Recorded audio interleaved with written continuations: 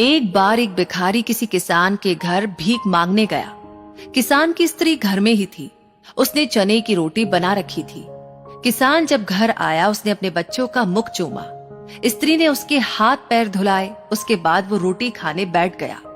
स्त्री ने एक मुट्ठी चना भिखारी को भी डाल दिया। भिखारी चना लेकर चुपचाप चल दिया। रास्ते में भिखारी सोचने लगा, हमारा भी कोई जीवन है? दिन भर मांगते फिरते रहते हैं, फिर स्वयं बनाना पड़ता है।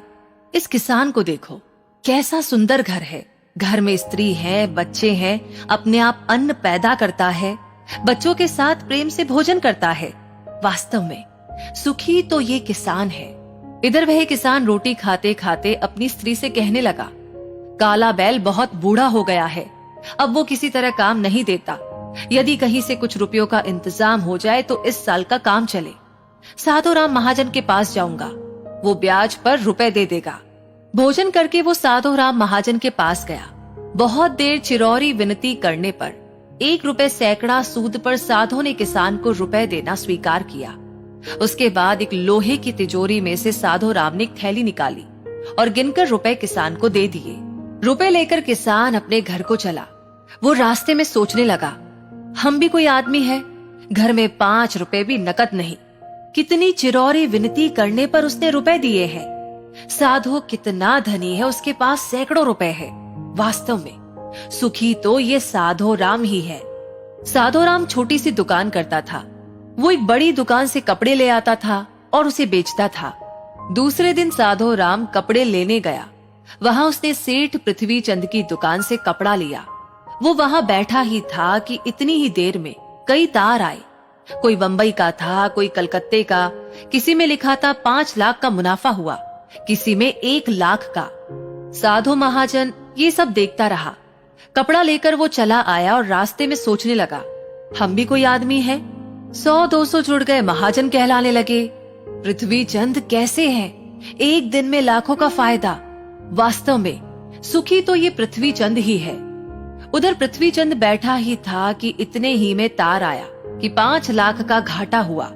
वो बड़ी चिंता में था कि नौकर ने कहा, आज लाट साहब की राय बहादुर सेठ की यहाँ दावत है, आपको जाना है, मोटर तैयार है।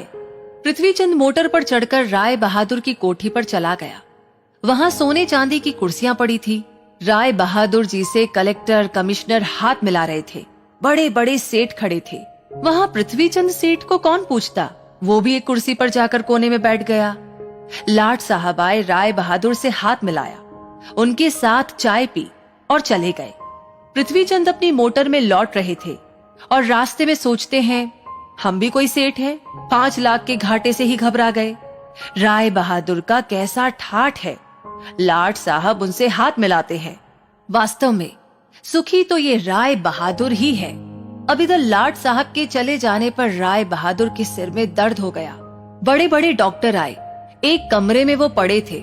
कई तार घाटे के एक साथ आ गए थे। उन्हें उनकी भी चिंता थी और कारोबार की बात भी याद आ गई। वे चिंता में पड़े थे, तभी खिड़की से उन्होंने झांक कर नीचे देखा। एक भिखारी हाथ में एक डंडा लिए अपनी बस्ती में जा रहा था। राय बहादुर ने उसे देखा और बोले, वास्तव में सुखी तो यही है। इसे न तो घाटे की चिंता है और न ही मुनाफे की फिक्र। इसे तो लाट साहब को पार्टी भी नहीं देनी पड़ती है। सुखी तो बस यही है। तो मुद्दा मामला ऐसा है कि संतोष जो है वो सबसे बड़ा सुख है, क्योंकि जिसके पास जितना ज्यादा है वो उतना ही अधिक अशांत है। दरअसल ऊपर वाले ने जितना हमें दिया है उतना भी इस दुनिया में बहुतों को नसीब नहीं। तो इसी के साथ ये कहानी, ये वीडियो आपको अच्छा